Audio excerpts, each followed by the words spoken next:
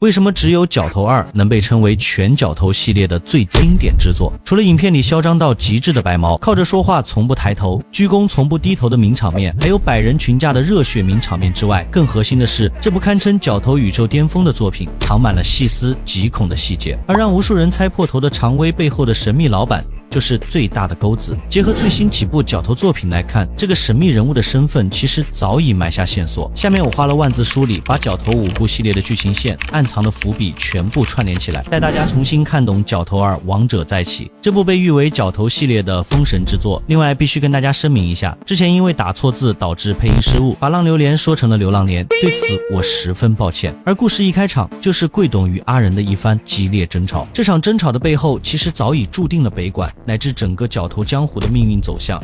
大啊！台北城一地大家想要闯，我只不过是先甲提过啊，尔嘛。这无可能啊！哪有啥无可能的？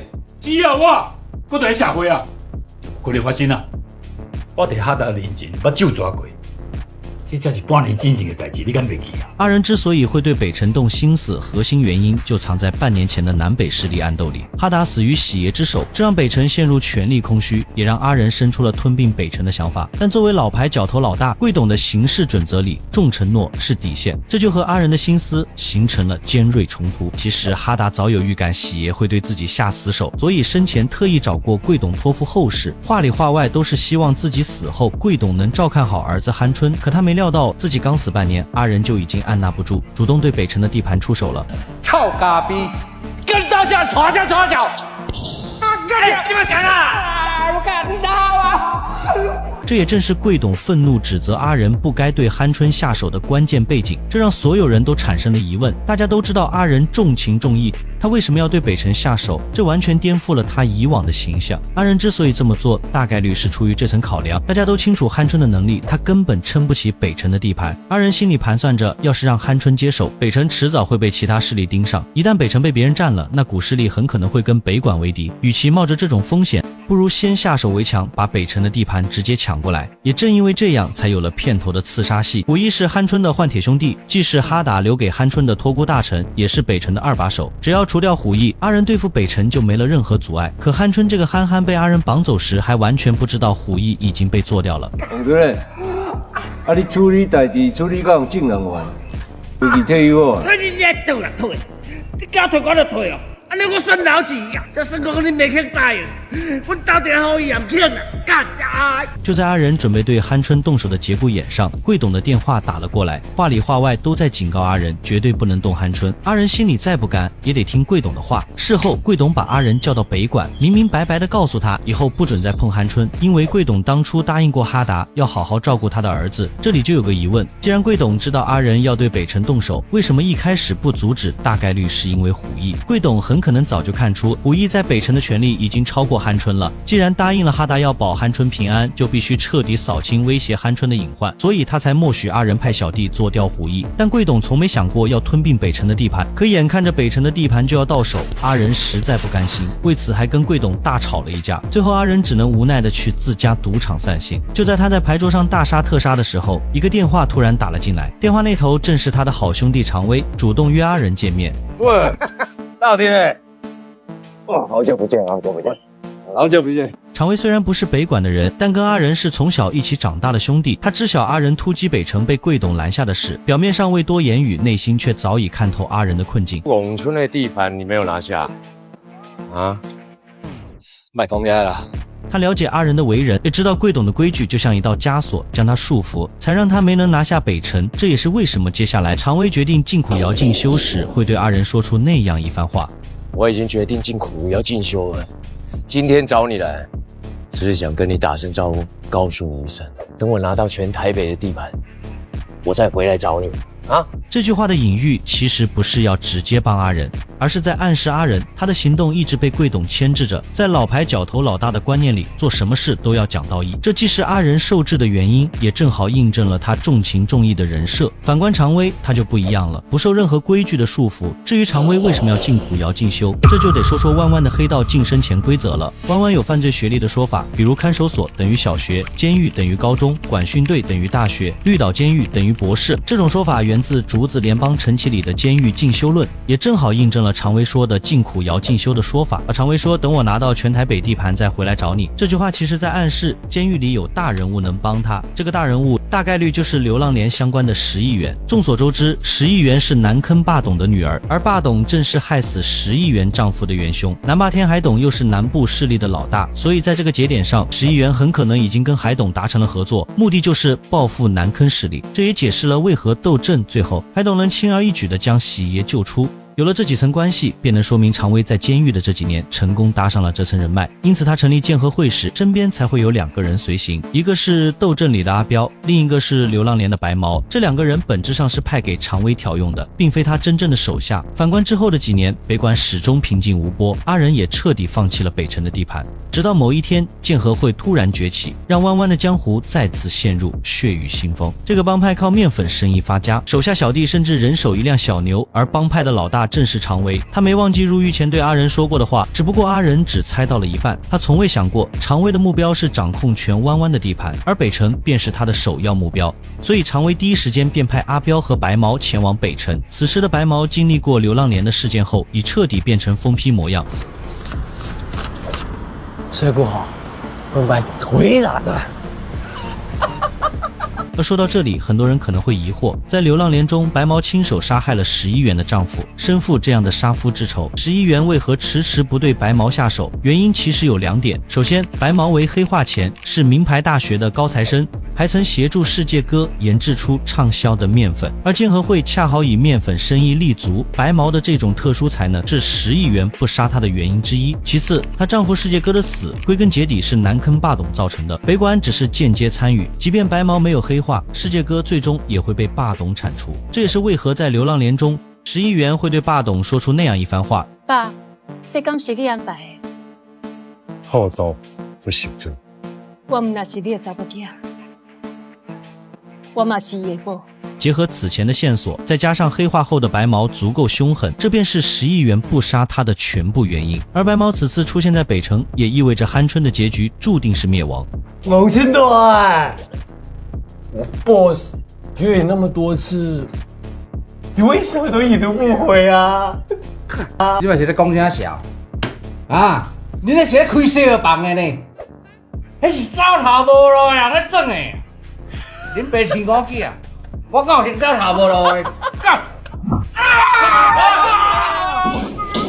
白毛口中的 BOSS 正是刚出狱的常威，但此时的阿仁压根不知道常威已经出来，更没料到白毛和阿彪全是常威的人。具体原因咱们稍后再扒。从白毛的话就能看出来，常威出狱后早就多次联系过酣春，剑和会是新崛起的帮派，圈内老大都清楚他们靠啥发家，懂行的老粉更明白。白毛在流浪连里就是研究面粉的高材生，这才是他的核心技能。至于白毛为什么成了疯批，跟袁泉在流浪连里当年霸董带阿伦闯世界哥的地下工厂，为了逼问世界哥下落，直接弄断了白毛3根手指。本身就记仇的白毛反叛早就是必然。其实从世界哥甩他一巴掌时，他眼里的杀机就藏不住了。但他为什么直到最后才暴露疯批本性？结合前后细节推测，核心原因有2点：一是世界哥只是侮辱他，没下实质性狠手；二是让霸董动手，刚好能给石议员不杀他找个理由，因为他俩都有共同仇人。世界哥死在霸董手里，白毛的手指也被霸董弄断，哪怕白毛和世界哥有过节，直接仇人也是霸董。再加上白毛是顶尖的面粉大师，有利用价值，10亿元才留了他一命。这也就能解释为什么常威的面粉生意能这么火，剑和会能崛起，光有制毒的白毛不够，还得有会卖货的狠人。这就不得不提阿彪，看过斗阵的都知道，阿彪心狠手辣，在南北势力的面粉生意里混得风生水起。这里有个关键细节，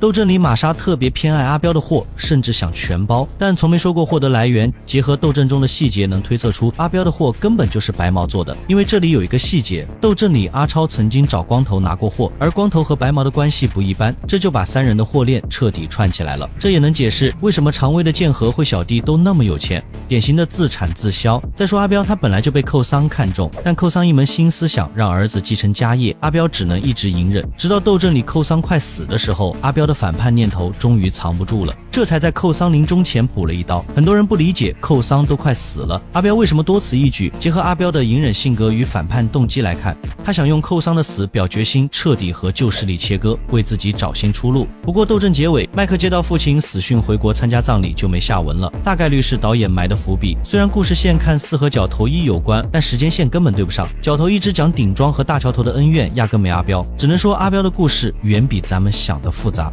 回到主线，白毛和阿彪把鹌鹑带到天台。干！你赶紧别出来，现在冲啊！这就是你最后的遗言了，不合作是吗？这也印证了常威的布局早就开始了，甚至比阿仁3年前突袭北城还早。作为实打实的黑二代，鹌鹑就算被黑毛断了手指，态度依旧嚣张，一半是继承了父亲哈达的硬气，一半是真憨憨。这打手指你别无语啊！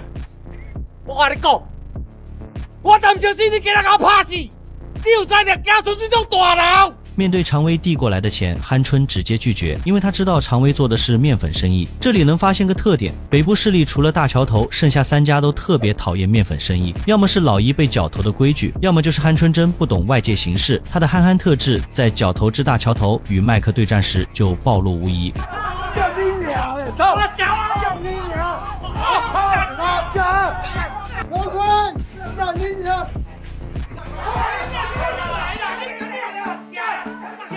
这边正打着群架，他甚至全程还没扔掉他手里的麦克风，全程像个搞笑担当。差飞啊！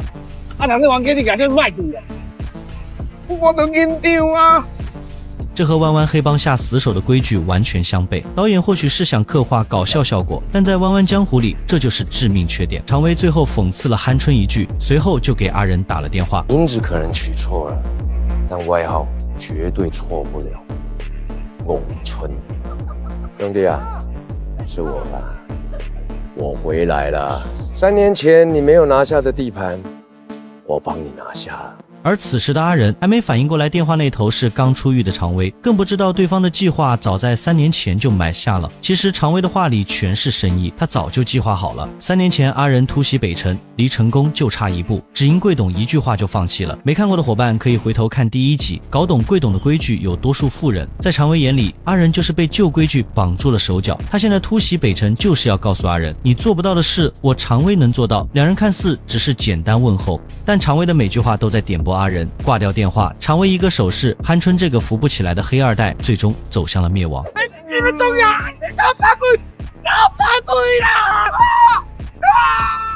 鹌鹑一死，常威的野心彻底藏不住了。他直接带着小弟去了鹌鹑的葬礼。明眼人都知道鹌鹑的死和他脱不了关系，毕竟一方老大惨死肯定会引发江湖风波。但常威根本不在乎，他甚至拿出一笔钱给鹌鹑老婆装出慰问的样子。这波操作明着是在老牌角头面前炫耀势力，暗着是在蔑视成就道义。而这一切其实都是做给阿仁看的。接下来就是白毛的名场面，鞠躬从不低头，很少有人注意他身后的光头也是如此。这不是单纯的嚣张，而是剑河会对旧江湖规矩的公然蔑视。老牌角头讲究表面尊重，哪怕是敌人葬礼也要装样子。可常威的人连鞠躬都不肯低头，本质是在宣告新势力的规则里没有敬畏。葬礼结束后，常威直接带小弟找到阿仁，话里话外都在暗示，只要打破规则就能成功。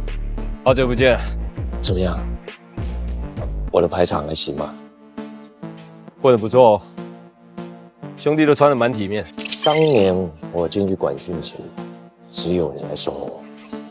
今天我好了，我也要让你好。别开玩笑了，我没你那么好命。我 boss 尊重你，你才是老大，要不然你只是个。好在阿仁与常威及时拦下手下，一场大战的危机才得以化解。但这仅仅是北管与剑河会纷争的开端。随后，常威便将阿仁等人带到自己的仓库，表面是介绍生意，实则是想让阿仁在北管地盘给自己通路子。你听我的，把你的地盘放出来做通路，你和你的兄弟们就不用再赚那些辛苦钱了。阿仁想都没想就直接拒绝了。他心里清楚，鹌鹑的死绝对和常威脱不了干系，更何况通过常威的介绍，他也得知对方不只是做面粉生意，还涉及跨国军火交易，这些全是贵董最反感的生意。哪怕阿仁有过动摇，贵董的束缚与心中的道义也死死困住了他。常威显然也看出了这一点。不说这些，我知道你上面还有一个贵董，他老人家规矩比较多，慢慢说服也不迟。对此阿仁没再多说，这场谈判就此告一段落。这里要注意一个关键细节，众人离开后，阿超看着常威的身影，眼神里满是向往，已然动了心。而这一切都被白毛看在眼里。从这一刻起，阿超的内心开始动摇，也是北管芜湖走向末路的开端。没看过前作的朋友，或许只会觉得阿超是一时贪心所致，但看完《斗阵流浪连》就会明白，他的灭亡早已注定。就像酣春因为撑不起北城，最终被常威除掉，阿超的结局其实早就埋下了伏笔。在斗阵里，阿超就曾找过光头，从他手里拿了一批面粉。要知道当时除了大桥头，其他3大角头都嫉妒痛恨面粉生意，可阿超为了贪念根本毫不在乎，甚至让小弟阿豪偷偷拿去卖。即便阿豪不肯，他还拿阿豪母亲病重当筹码，诱惑阿豪帮自己赚钱。从这就能看出阿超的贪心，更能看出他毫无担当。后来阿仁发现地盘上有人卖面粉，所有线索都指向阿超。阿仁没有直接戳破，其实是在等阿超主动认错，这是他对这位最早跟随自己的小弟最后的期待。你老实讲，这个相救大，当然整下来没有啊？好在阿豪没把阿超供出来，但阿仁心里早已一清二楚，就想看看阿超有没有担当。可阿超非但不敢站出来，反而为了避祸，亲自下手把阿豪打成重伤。看到这一幕，阿仁瞬间怒火中烧。你大家拢给我听清楚，像啊，刚才整下来给我没有啊？我恁别处理啊！这一点足以说明，即便阿超是最早追随阿仁的人，此刻在阿仁心里也早已不再重要。这或许也是后来阿仁重用阿庆的关键原因。在流浪连里，阿仁特意让阿庆调查北管面粉案，就足以窥见一二。而阿超的灭亡伏笔还不止这一处。白毛来到北城后，当众撒钱的举动，进一步放大了他的贪心。这不好，会把腿打断。这或许是导演的刻意安排。阿超收下白毛的钱时，心里就彻底动摇了。也正是这一刻，他与白毛之间的因果已然种下。果不其然，在极度贪心的驱使下，阿超主动找到白毛，希望对方能带自己见常威。他大概觉得常威和自己老大阿仁是好兄弟，肯定不会对自己怎么样。可他完全想错了。从他主动接触白毛的那一刻起，就注定了灭亡的结局。看到白毛开的豪车，再走进常威的根据地，阿超彻底震惊了。这里的一切和他印象中的黑帮完全不同。所有人都打着领带，像白领一样做着现代化的生意往来。谁能想到常威的生意竟然做得如此正规？这一下更是让他的贪心翻了1倍。可当白毛把他带到常威面前时，却给了一直苦于找不到理由对北管下手的常威送上了机会。阿哥，我这个北管阿仁出来了，叫我阿超就 OK 了。来干嘛的？来买药啊！我问你，你觉得卖药低级吗？你那样你讲了，就赚钱啊。可你们仁哥说你们的角头非常高尚，不缺钱。阿超根本不知道常威的意图是想通过敲打他，告诉阿仁他的小弟都敢打破规则，你这个老大反倒不如小弟。再加上白毛当众暴揍阿超一顿，更像是常威在向阿仁证明思想被规则束缚，到最后只会落得被打的下场。这一点和酣春很像，但酣春不是被规则束缚，而是真的没能力。反观阿仁明明有能力，却被规则捆住了手脚，到头来和酣春没什么两样。把阿超打个半死之后，常威又把他带到了钓虾馆，随后就有了疯批白毛被钓虾馆老板娘对的名场面。老板，没事啊，放黑啊！没事！收到消息的阿仁立刻带着北管的兄弟赶了过来。这场谈判也意味着新旧势力的关系彻底破裂。此时的常威正悠然自得地唱着歌，显然这一切都在他的计划之中。阿仁到来后，二人先是对唱了一番，这一刻看似情谊尚存，可接下来的对话却让两人的距离越来越远。你不跟我搞生意是吧？结果你的小弟阿超，是叫阿超，我没记错吧？他竟然背对着你来跟我买药，所以我帮你教训了他。常威的话其实已经说得很明白，阿仁受贵董影响，守着菜市场般的地盘，迟早会被他们这种新生势力吞并。就像伟人说的，落后就意味着挨打，阿超就是最典型的例子。所以常威就是想拿阿超当棋子，给阿仁最后一次合作的机会。我也帮你和你的小弟们都规划好了，北城和北管2个角头合并，然后叫你的小弟们在那一片街上每家放药，血海了。可没想到阿仁还是拒绝了。从这就能看出，即便被贵董的规矩束缚，阿仁骨子里依旧坚守着心中的道义，从一开始就没打算和常威合作。虽说他最初也想拿下北城地盘，但那只是抢地盘和卖面粉这种底线生意完全不搭边。而阿仁接下来的话直接把二人的情谊推到了谷底。老弟，如果我不照你的意思走，那我们的下场不就跟我们村的一样？你也被他吼给了，对吧？别这么搞啊！没有必要把我这个老兄弟逼成是你最可怕的敌人。常威说出这句话时，就意味着两人的观念已经彻底分歧。随后，常威拿出当年阿仁送给他的牌九，这一刻，开战已成必然。你送给我这张 Lucky Seven， 我想你现在更需要运气了。从常威的话里就能听出，他早已胜券在握。紧接着，常威接到一个电话便起身离开。阿仁似乎察觉到了话里的深意，联想到3年前常威说过的话，当即开口质问：当初你在规划你的版图的时候，有没有把今天这一局加进去？常威没有任何回答，但他的沉默已经说明了一切。3年前他就已经布好了吞并北城的局，这让阿仁心里满是失落。或许在所谓的江湖里，利益从一开始就藏在情谊的布局之中。就在阿仁准备离开时，一场大战已然箭在弦上。杨哥，一个几多？我今晚是安怎？人有代志还无算。干你娘老鸡掰，不是在瞧啥小啦？我赶到来啊！随着阿彪的一个手势，剑和会与北管的大战就此爆发，双方人数旗鼓相当，但北管明显占据优势，这就不得不提胖达，他在角头宇宙里台词寥寥，却是北管五虎的战力天花板，北部势力无人能与之单挑，这一点从大桥头冲突、流浪连事件的暴击输出便能直接印证。由于体型优势，胖达面对3、4个人根本不在话下，每次出击皆是暴击。讲到这里，有人可能会说，麦克的实力也很强，但从综合几次冲突来看，麦克或许根本不是胖达的对手。虽然几次冲突中麦克仅受轻伤，核心原因还是两人的身份天差地别。麦克作为大桥头太子，背后有身份豁免权。黑帮从不会轻易动掌权者后代，这是地盘博弈的潜规则。而胖达虽是北管五虎之一，本质只是冲锋陷阵的武力工具人，一个是半文半武的掌权者后代，一个是纯靠武力输出的执行者。这种身份差异早已注定了武力上的差距。相对比于阿庆、胖达的战力明显更胜一筹。但如果是阿庆的好兄弟阿猛，或许能与胖达一较高下，只不过剧情设定让阿猛最终死于蝎子之手，不然北管战力又能多加1分。若当初蝎子没有针对阿庆、阿猛几人，如今的北管格局或许会完全不同。麦克可能会早就结束统一北部势力的野心，因为阿猛身上有着和阿仁几分相像的特质。除了遇事冷静，阿猛的战力也的确不俗，从他独自找到蝎子便能看出，仅凭一己之力对抗蝎子3、4个手下完全不成问题。只不过过度消耗之下，再加上蝎子打破了黑帮不群殴、不偷袭的默认规矩，这才让蝎子有了可乘之机，最终导致阿猛被刺伤而亡。但反过来，若当初阿仁答应让他们直接加入北管，而非让阿猛独自解决蝎子的事情，北管的格局也会截然不同。毕竟阿猛除了有战力，做事还不会像阿庆那样冲动，这就不会间接导致后续贵董的死亡，一连串的蝴蝶效应也不会就此发生。胖达不会因为阿庆的冲动被阿彪针对而死，他的好兄弟潘帅也不会因此走向逃亡之路，最终因受不了独自一人的孤独而了结了自己一生。而这一切终究没能发生，核心原因还是老牌角头的规矩所致。在老牌角头的逻辑里，让阿猛独自解决与蝎子的恩怨，不是单纯的为难，而是规矩本就如此，只有通过考验获得认可，才能给他足够的发挥空间。其实这原本就是走个过场，早在阿猛打劫酣春赌场时，阿仁就已经起了爱财之心。快！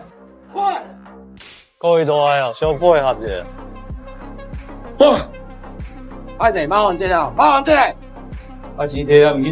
这种敢打敢冲的魄力，正是北管新生代需要的战力。阿仁的爱财之心早已显露无遗。若阿猛能从蝎子手下成功走出来，凭借阿仁的扶持，他在北管的地位绝不会低。可剧情的走向终究逃不开现实般的宿命。从阿猛被迫独自面对蝎子，到贵董、胖达接连陨落，再到潘帅走上绝路，这些看似零散的悲剧，实则早已被老牌规矩的束缚与江湖的残酷定格成无法更改的命运。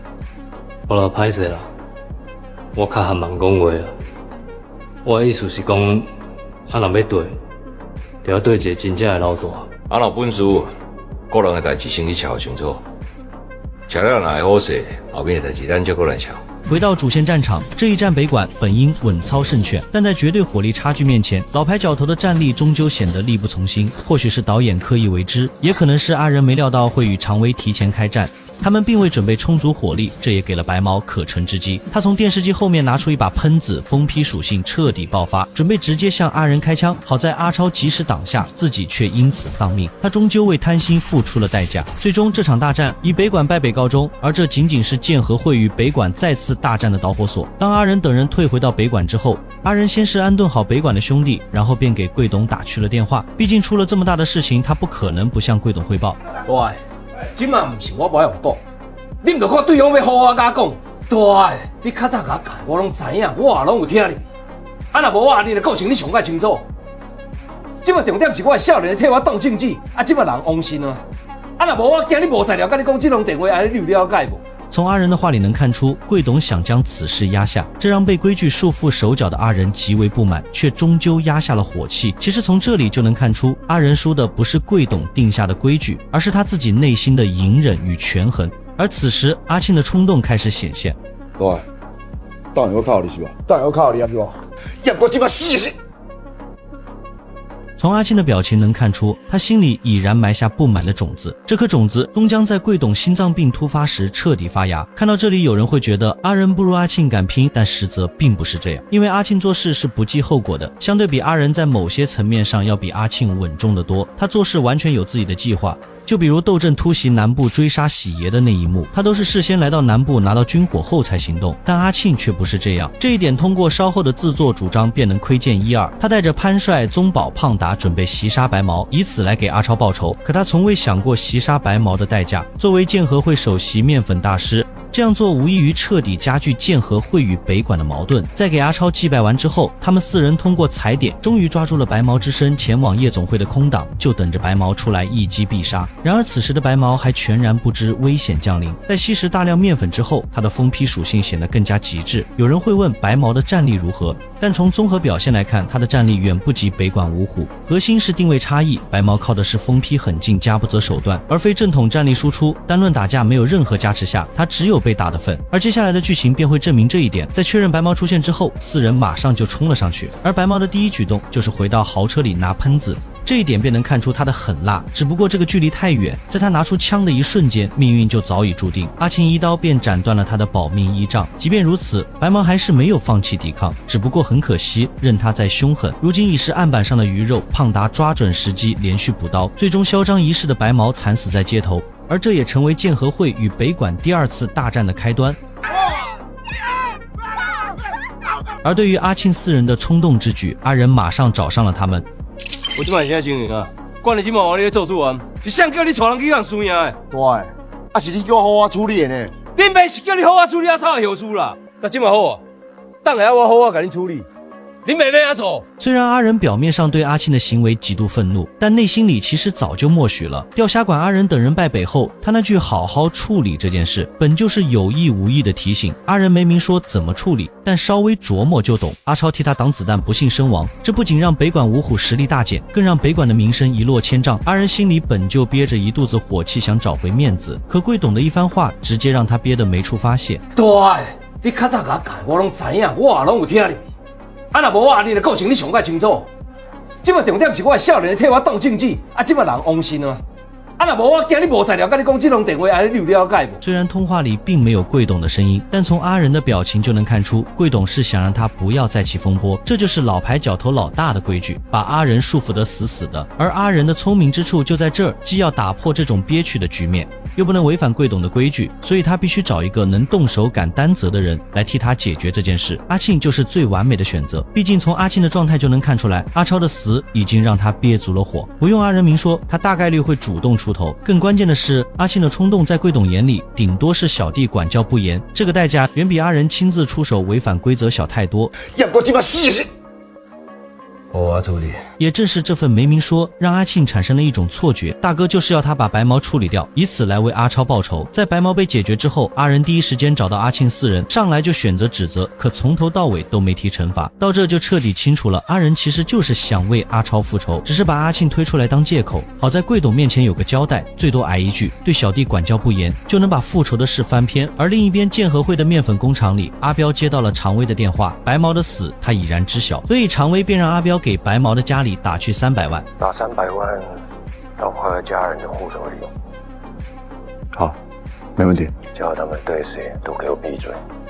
从这不难看出，阿彪跟白毛的关系就像之前第2集说的一样，肯定有种特殊的绑定。要知道，在黑帮圈子里，尤其这种新生黑帮，凡事都以利益为先，处理兄弟家人后事的时候，一定要选与这个人生前关系特别好还靠谱的人，如若不然，这笔钱很有可能被蒙混私吞。至于为什么不选光头，光头跟白毛的关系也不错，在流浪连里两人形影不离，我想原因只有2点。其一，光头这个人没有阿彪有能力处理后事，不只是送钱，还要稳住家人情绪，他根本扛不起来。其二，光头这个人完全不可靠，他随时都有可能将这笔钱昧下。别忘了，在流浪连里，北管的人就曾经抓住过他，他为了自保，甚至直接吐露了世界哥的地下工厂。这种卖队友求活的人，从来都不值得信任。当然，白毛也不可能白死，除了常威会选择报复，他背后的老板更不会放过北管。要知道，白毛可是研究违禁品的高材生，杀了他就等于断了建和会的财路，所以一场大战从白毛殒命的那一刻起就避免不了了。对，讲干你来，看，把我的点修改。又唔係講講交啦，燒佢！而與此同時，宗保這邊也收到了對方挑事的求助電話。既然對方已經主動撕破臉，那麼即便是貴董也攔不住北管的反擊。隨即北管的人開始糾集，但令人意外的是，他們第一時間並沒有回到北管，而是在阿慶的帶領下直接衝到競合會，開始砸他們的場子。你咪好講啊！幹你娘老子的！就你做嘴出來了。這顯然只是開戰的序幕。此時常威在車裡似乎剛打完電話，不過從他的神情來看，大概率是剛下達完命令，或者是收到了背後隱秘老闆的指示。他開始整合建和會所有的小弟，準備跟北管的人決一死戰。人在嗰邊，紅道幾百包嘅，帶馬上嘅你知咯。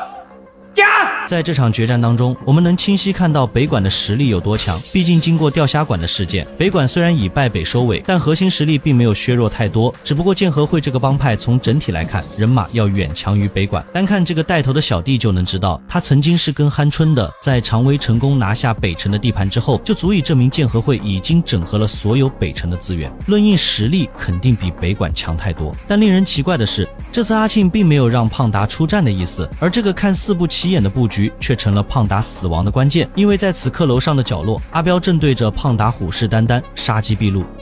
boss， 我处理一下事情。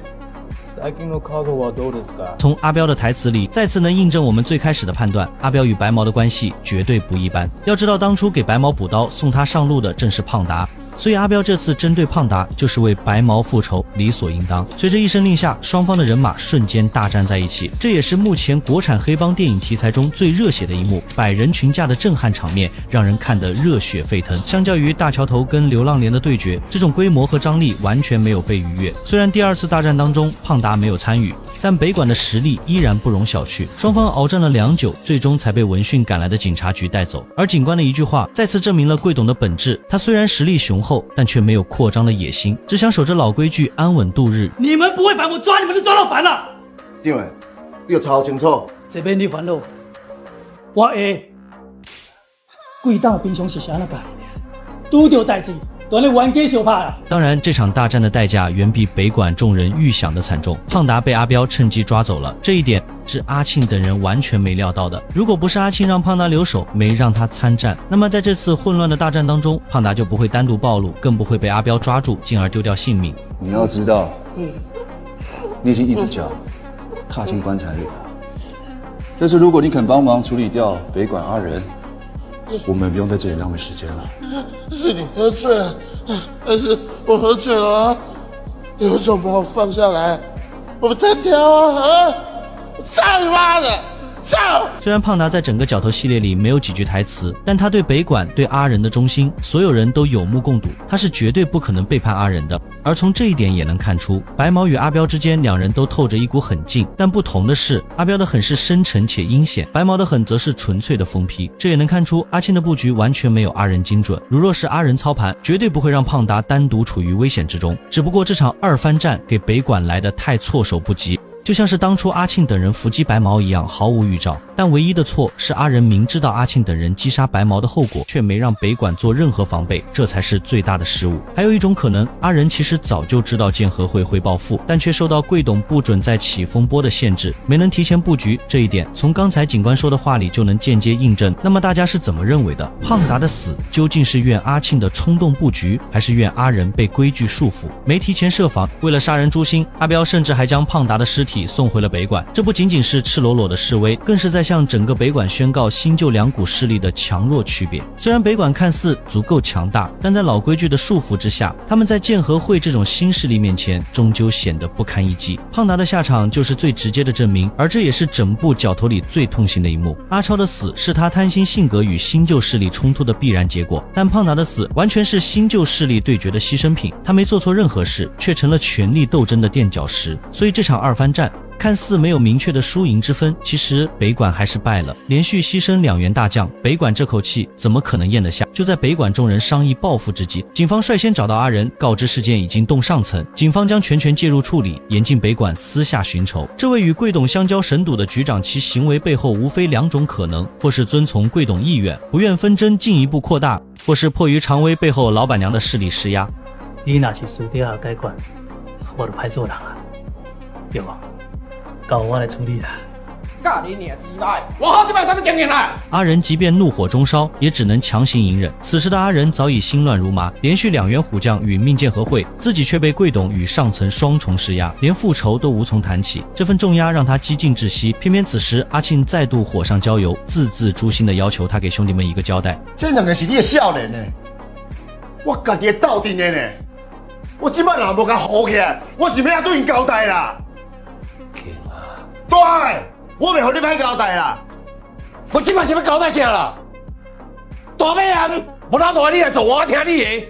我细汉用好起来，是我这做老大的汉班，啊是你野心伤个大啊！被夹在中间的阿仁终究彻底爆发。从阿仁的怒吼中，不难察觉他对阿庆擅作主张的极度不满。虽说事件的导火索是阿超擅自向常威购买面粉，但后续引发胖达之死的核心症结，仍是阿庆的独断专行。阿仁那句是我做老大的失败，或许意味着他早已幡然悔悟。当初得知阿庆等人诛杀白毛时，便该予以惩戒，而非默许私人的行为。可如今再悔悟，早已回天乏术。与此同时，常威的新布局已然展开，江湖动乱虽达其预期，却也惹得背后势力极为不满。此人的身份，看过第1集的观众早已心中有数。于是，对方派遣高副局长亲自上门警告常威。老板娘为这件事情很不高兴。如果局势像现在这样继续失控下去，我就只好公事公办。高副局长的寥寥数语再次印证常威不过是被人扶持的傀儡，但这具傀儡并非全然可控，其野心之大早在3年前入狱前便已显露。他曾留下这样一句宣言：等我拿到全台北的地盘，我再回来找你啊。这句话足以见得常威的野心。换个角度来看，在背后势力眼中，常威是替他们扫平弯弯角头地盘的工具，但反过来说，常威又何尝不是在利用这股势力实现自己的野心？这也解释了为何白毛死后，常威仅用微薄抚恤金草草打发。要知道，白毛一辆超跑的价值便远超这笔钱数倍，因此高副局长适可而止的忠告，在他听来不过是耳旁风。毕竟好不容易走到如今的地位，他绝无可能轻易收手。另一边的阿仁被连日来的变故搅得心力交瘁，独自前往酒吧寻求片刻清静。阿超与胖达接连惨死，兄弟们怨气冲天，再加上阿庆的擅作主张，后续局势恐将更加失控。若继续隐忍，他不仅难以服众，更会永远背负懦夫的骂名。在弯弯地界，名声往往比性命更为重要。于是阿仁带领兄弟们前往关帝庙，以抽签的方式决定执行者，策划一场针对常威的暗杀行动。关庆帝君在上，地主是北管阿里。有一件代志要向帝君禀报，有一个组织叫假协会，地主认为一定要甲处理掉，咱地方才有法度过着一个安定的生活。阿仁选择暗杀，实则是深思熟虑后的无奈之举。明面上开战，不仅会受到贵董的牵制，更要直面常威背后的强大势力。正如此前推测，警方的施压大概率便是这股势力的手笔。若贸然以北管名义全面开战，北管付出的代价将远超前2次冲突，甚至可能面临灭顶之灾。而选择抽签的方式，皆因这场行动本就是九死一生。若阿仁指定人选，事成则会落下偏心的画饼，导致北管内部人心涣散；至败则要背负宋兄弟赴死的愧疚。在如今的局势下，这无疑会成为压垮他的最后一根稻草。这也正契合黑帮以天意裁决的隐性规矩，将选择全交与天意，足见阿仁的心思远比阿庆成熟，甚至在某些方面比顶庄的清风更为沉稳。然而命运的竹签最终落在了宗保手中，阿庆当场便预判宗保大概率会失败，他们自幼便是兄弟，他深知宗保生性懦弱，但他的劝阻终究被阿仁驳回。我来处理就好，这是规矩。呀，小明。前往暗杀常威的途中，阿庆的担忧再度应验。首次执行任务的宗保紧张的连点燃香烟的手都在颤抖，而暗杀途中偶遇的交警更像是这场行动失败的不祥预兆。抵达常威常去的会所后，潘帅也察觉到宗保的异常，欲打电话让阿庆前来替换。可即便到了这般境地，宗保仍顾及颜面，不愿退缩，主动阻止了潘帅。他未曾料到这份固执早已注定了暗杀的失败，更间接将潘帅推入险境。花小啦！自己小心一点了。我会讲，不管咱怎么讲，爱你，赶快走。看着宗保走进会所后迟迟没有动静，潘帅察觉不对，连忙下车查看，并拨通了阿仁的电话。可就在此时，常威突然现身，潘帅反应过来的第一时间便掏枪预射杀常威，却未料阿彪早已设下埋伏，打了他一个措手不及。惊慌之下，潘帅接连开枪反击，一路向汽车方向后退，最终在阿彪的火力压制下，驾车仓皇逃离现场。从这场伏击不难看出，阿仁的所有计划早已被常威洞悉。毕竟二人曾是过命兄弟，而常威对阿仁的脾气秉性了如指掌，更何况接连的冲突让阿仁的兄弟接连殒命。即便阿仁一向遵从贵董的意愿，胖达的死也早已点燃他的怒火，报复不过是时间问题。经此一事，北管五虎陷入前所未有的窘境。潘帅虽未成功刺杀常威，却因开枪射杀两人身负命案，遭到黑白两道通缉。为保其安全，阿仁只能让阿庆护送潘帅连夜跑路。庆克，我要多久才能回来？头爱20年啊！潘帅离开后，阿庆终于查到宗保的藏身之处，他二话不说直奔目的地，对着宗保厉声斥责。面对阿庆的指责，宗保也终于吐露了内心的恐惧。正是这份怯懦，让北管五虎彻底分崩离析。我自己是大的呀！你到底两搞啊？在这之后，贵董找到了阿庆，说了一番语重心长的话。阿庆啊，你知影什么是角头吗？早期台湾有很多的角头，他们不是黑社会。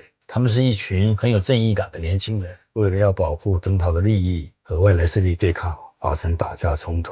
贵董这番话意在讲述弯弯的黑帮历史，核心目的就是点醒阿庆做事太过冲动。角头最初的初衷是保护兄弟的利益，而非把兄弟们架在火上烤。这正应了角头最初的规矩，只要是大家认可的领导人，这样形成的群体才是所谓的角头。获得大家认同，成为地方的领导人物，这才是真正的角头啊！其实不难发现，二番战之后，北管元气大伤，核心原因正是当初阿庆的冲动。作为老牌江湖人，贵董怎么可能看不出这一切都是常威设计的圈套？他不是不敢拼，而是始终守着当初的原则。也正因如此，北管在2次冲突中屡次失利，这或许就是老牌角头最后的骄傲。这一点从斗阵里贵董与哈达的对话就能看出来。北台湾是哪几个老的，咱是不是爱出去？这份骄傲的代价实在太大了。哈达被喜爷刺杀的那一刻，就注定他们坚守的规矩在新生代势力面前注定要被淘汰。可阿庆显然没听进去这些话，兄弟的惨死与逃亡让他心里只剩下复仇。他从没反思过，正是自己的冲动间接导致北管损失惨重，不仅害死了胖达，连年龄最小的潘帅都背负罪名亡命天涯。而最窝囊的当属宗保，他不仅临阵脱逃，没敢执行暗杀常威的任务，还像丧家之犬一样躲了起来，连大哥阿仁的面都不敢见。如今昔日阿仁身边的五虎只剩下阿庆一人，要是事态继续恶化，北管的基业恐怕就要不复存在。于是贵董找到阿仁，想亲自出面解决这件事。万般皆是命啊，半点不由人。我会出面瞧这代志啊。来啊，你打电话干舅舅的。我请你食饭啊。这次出面，贵董不仅请来各路江湖前辈，还邀请了关系极好的警局局长，想在谈判桌上化解阿仁与常威的矛盾。从这场面能看出，贵董的背景势力其实很强，只是他的原则一直束缚着他，也绑住了他自己。同时也能看出，北部的角头里如今就只剩永桑和贵董了。顺着这个时间线梳理，2015年上映的角头1其实是角头2的后续剧情，毕竟角头1里永桑已经被手下红毛干掉，而且角头1的时间线里完全没有北管的人出现，这刚好证明经过这波冲突，北管已经彻底没落了。回到故事线，常威收到贵董的邀请，显然早就摸清了贵董的目的，但野心极大的他怎么可能善罢甘休？你老啊，时代无共啊，就别管那么多事儿。大伟，你就把你养的老虎放出来咬我，你一直这么压着它也不是办法。阿仁不是虎爷，你也不是张天师啊。常威口中的虎爷是江湖里对杀伐果断之人的尊称，他说这话就是在暗指阿仁不够狠，甚至嘲讽阿仁是旧时代的义字牌坊，软弱无能，根本配不上和他这种新生代黑帮抗衡。在他看来，弱肉强食才是现代黑帮的生存法则。至于张天师，大家都清楚是民间信仰里驱邪正轨的代表。常威那句你也不是张天师，则是彻底把贵董当成了纸老虎，嘲讽他那套以和为贵的老规矩，还有老套的微信牌坊，在新时代的权力格局里早就过时了。这场会谈显然全在常威的意料之中，他就是要把这些老牌角头老大的面子按在地上摩擦，这就是所谓的长江后浪推前浪，新旧时代的更迭从来都这么残酷。面对常威的羞辱，贵董全程没发脾气，或许他是真的老了，没了年轻时的冲劲，如今只想守着自己的原则，安享晚年，保住北管的基业就好。可他万万没想到，自己的想法从一开始就错了。常威虽是新时代的佼佼者，但北管内部的年轻一代根本不听他的。阿庆在听完贵董语重心长的劝说后，不仅没被说通，反而起了逆反之心。刚，你讲的我拢了解，我嘛拢真清楚。也毋过即摆人伊当然会头壳点啊！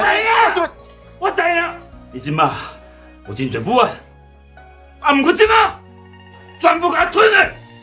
我。就在这时，贵董突然呼吸急促，连番的事件早已让他身体每况愈下，再加上阿庆的刺激，心脏病瞬间发作。阿庆慌忙找特效药，可当他看到办公桌上阿仁与贵董的合照时，心猛地顿了一下。此刻，一种不好的念头涌上心头。他心里的那道坎显然还是没过去。就在他犹豫的片刻，贵董最终还是因心脏病发倒下了。而二人恰好就在这时走进来，看到眼前的一幕，他似乎瞬间明白了一切。你是我老大呢，我老大呢！这一刻，阿仁心里彻底对阿庆失望，甚至参加完贵董的葬礼都没让阿庆送自己回家。难道这就是阿庆想要的结果吗？从这一点能看出，他当初的犹豫或许只是觉得受了欺负就要还回去，脑子里只有复仇与反击，完全没把贵董的话听进去。其实贵董的思想虽显老旧，但核心逻辑并没有错，不扩张地盘，只为保证庄内利益，维护兄弟们的安全。阿庆的想法也没错，挨打了就要回击，这是正常人的思维，想不被欺负就要用实力证明自己，可错就错在贵董太保守，阿庆太冲动不计后果，而阿仁则被道义牢牢捆绑。接连的打击之后，潘帅的遗书更是让阿庆悲痛欲绝。曾经的北管五虎，如今就像过眼云烟般消散。我真的很想家，只是20年太久，真的太久，有你孤单。对，金哥，我先走了。最终，潘帅没能扛住思念的折磨，无法释怀，选择了结束自己的生命。连番的遭遇，终于让阿仁下定决心反击。也许是脱离了贵董的束缚，他终于可以放开手脚，于是直接给常威打去了电话。大弟，我话你啊，这是我最后一摆叫你请到你。这通电话是先甲你托头前，今晚我甲你出招，就你甲我的。挂掉电话，常威显得格外沉默。或许他也没想到，曾经的好兄弟会走到今天这一步。这一次，他想做个了断。阿仁显然知道，这次面对常威是九死一生，于是让柱子把阿庆叫回来。在他心里，或许还是认可阿庆的。若自己遭遇不测，很可能会让阿庆接手领导北管。之后，他回到家里，也再次印证了这个想法。姐姐，册一定要好好读，读完以后，才当好好拍拼事业。都袂像爸爸这么呢，爱用命去讲事业。与此同时，被召回北管的阿庆一进门就知道要出事，赶紧给阿仁打去电话。可此时的阿仁正在和常威叙旧，还再次问出了那个问题：3年前你要用来管的时阵，敢有甲给你记个数？阿仁啊，你知道我现在最羡慕的是谁吗？是你呀！不用怀疑毛血，就有那一帮好兄弟在背后支持我。我呢，看看我大把钱，身边没有一个我可以信任的。这一步棋，不是我没算到，只是没有想到是这样的结局。从常威的话里不难看出，他其实早就把一切算明白了，但那句没有一个可信任的，终究证明他只是个傀儡。看四剑和慧仁多示众，可这些人效忠的不是他，而是他背后的10亿元。关于10亿元的身份，我们第1集就讲过，他看似成功，实则一直被背后的势力束缚。阿彪和白毛就像一双眼睛，时时刻刻盯着他。接下来的一幕更印证了常威的无奈。谁叫来着啊？报警！时间差不多了，这里就交给他们吧。阿仁啊，这个世界已经不是你我说了算。一场大战已无法避免，好在阿庆洞察到阿仁是要单刀赴会，在关键时刻赶了过来，双方随即展开火拼。这一次懦弱的宗保彻底变了，变得勇猛无比，经过兄弟几人的联手输出，终于将剑和会的人一网打尽。就在这时，警笛声响起，为了扛起所有事，阿庆跟宗保毅然选择承担一切，帮阿仁挡下了所有罪责。显然经过这一系列变故，阿庆已经真正成长了。宗保，那无管了，咱刚2港相拍啦，犯违规啦。国港相拍，你替我叫话而已。